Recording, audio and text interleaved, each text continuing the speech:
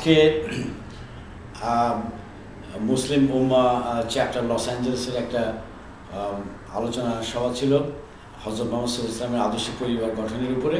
এখানে লস অ্যাঞ্জেলেসের প্রবাসী ব্যক্তিবর্গ উপস্থিত ছিলেন, মিডিয়া উপস্থিত ছিল এবং উপস্থিত ছিলেন প্রধান অতিথি হিসাবে লস অ্যাঞ্জেলেস তো কনসাল জেনারেল আবু জাফর। আচ্ছা, এখানে ময়জুদ্দিন আলোচনাটা শুরু করে, তারপরে প্রফেসর আলী আকবর একটা দীর্ঘ রিপোর্ট পেশ করেন, যে রিপোর্টটা ওই রিপোর্টের ভিত্তি করে আমাদের আলোচনা করার কথা ছিল। আর বক্তৃতা আরও বক্তব্য রেখেছেন ফয়েজ আহমেদ, আফতাব আহমেদ, কনসাল আলেম, এবং এই চারটা বক্তৃতা ছিল। এবং আমি ব্যক্তিগতভাবে আমি কিছু কথাবার্তা বলেছি। তারা প্রধানত বলতে চেয়েছেন নবীর আদর্শের পরিবার, কিন্তু একটা জিনিস তাদের আমি দেখলাম দুর্বলতা, সেটা হলো কি সময়টা তারা ৩-৪ মিনিটের বেশি দিতে পারেনি। অ্যাকচুয়ালি এই জাতীয় আলোচনা 3-4 মিনিট, কেন আপনি কি মনে করেন?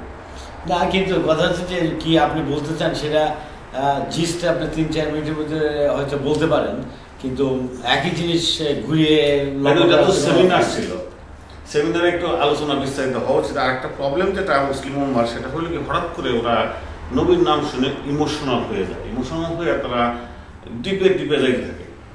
ঘটনা হলো যখন সেমিনার হয় তখন অত ইমোশনাল না হয়ে পয়েন্টগুলো ছেড়ে দিতে হয়, সেই পয়েন্টগুলো ডিসকাশন করতে হয়। সেটা একটু আমার কাছে ইমোশনাল না, আসলে বেসিক্যালি ইসলামে হযরত মুহাম্মদ ইসলাম হচ্ছে যে মেন আইডিয়াল, ওনাকে ফলো করা হয় কারণ উনি কোরআন শরীফকে ধারণ করেছেন এবং উনি আমাদের কাছে প্রচার করেছেন, আমরা সেইভাবে তার ফলোয়ার হিসাবে।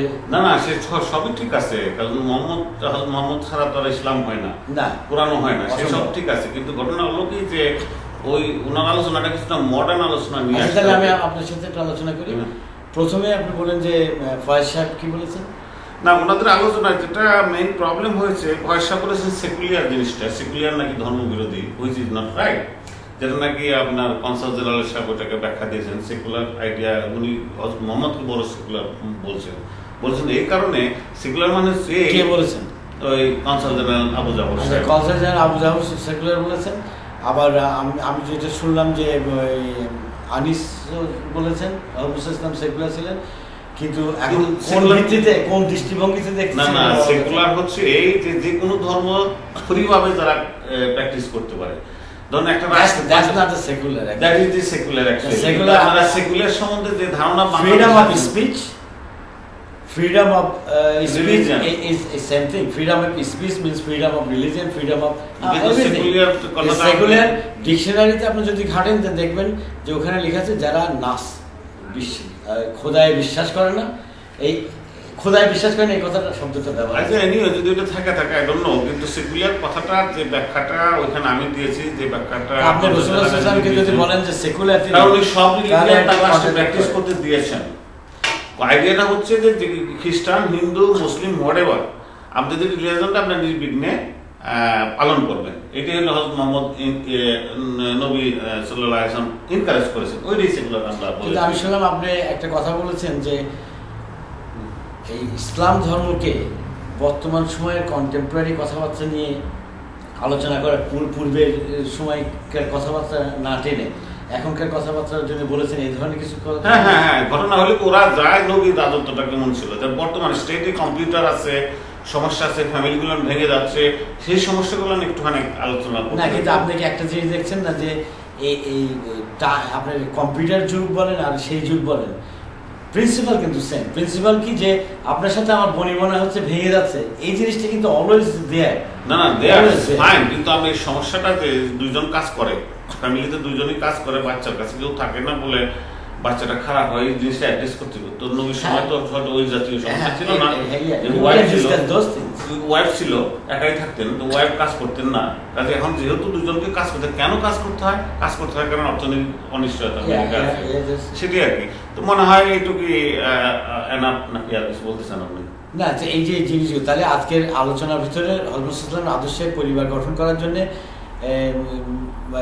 যে কথাগুলো আলাপ হয়েছে তার মধ্যে থেকে আপনি বলেন যে একটা সেকুলার শব্দকে একটা নিয়ে একটা ভ্যালুয়েশন হয়েছে, আপনার কথা কেউ নিয়ে বলা হয়েছে যে আপনি সমসাময়িক কন্টেম্পোরারি ইসলামের ভিতরে নিয়ে আসার জন্য।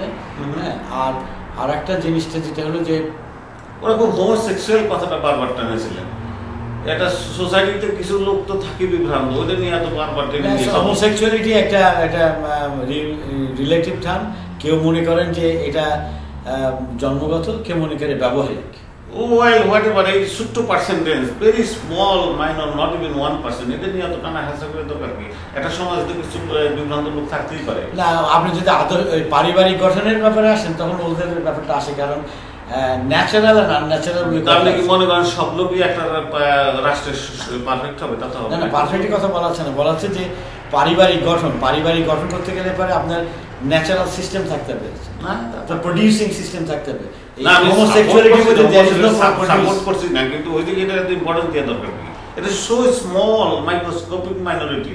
না, আপনি যখন যদি ইসলামিক দৃষ্টিকোণ থেকে দেখেন তাহলে এই সমস্ত কিছু আনন্যাচারাল গুলো আসবে বলতে পারেন, কিন্তু পয়েন্ট সো ইম্পর্টেন্ট, ওইটা বেশি ইম্পর্টেন্ট। তবে আমি যেটা মনে করি কি, যে এই বর্তমান যুগে স্পিরিচুয়ালিটিটা ইম্পর্টেন্ট পারিবারিক গঠনে, কারণ আমার ভিতর যদি ক্লিন না থাকে তো এইটার জন্য আমি মনে করি যে 3টা পয়েন্ট রাসূলুল্লাহ সাল্লাল্লাহু আলাইহি ওয়াসাল্লাম নিজে প্র্যাকটিস করতেন এবং তিনি আমাদেরকে প্র্যাকটিস করার জন্য বলেছেন। সেই 3টা পয়েন্ট বলে আমরা শেষ করতে চাচ্ছি। যে একটা হচ্ছে যে think good, speak good and do good. Okay, that's good. এটা আমারও দ্বিমত নাই, নবী করিমের যে বলেছে রাইট। আসলে আমরা সবাই পজিটিভ চিন্তা করি, পজিটিভ কথা বলি এবং পজিটিভ কাজ করি। সবাইকে ধন্যবাদ জানিয়ে 3রা মে বৈশাখী মেলা অরেঞ্জ কাউন্টির বুয়েনা পার্কে।